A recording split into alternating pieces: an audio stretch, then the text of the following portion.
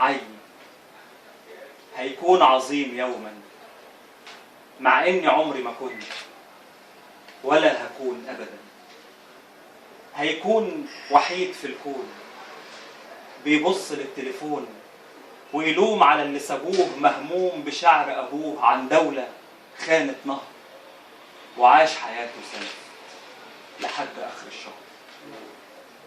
يحيى اللي ما بيبكيش غير لما ضرفة شيش تمنع مرور الشمس، بيصدق اني هعيش لو حتى ما صادفنيش بعبر حواسه الخمس.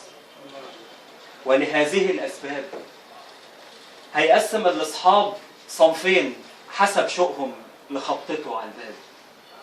البعض يقعوا في بعض، والاخرين مع بعض هيقدموه قربان لشهوة النسيان ويصاحبوا طوب الارض.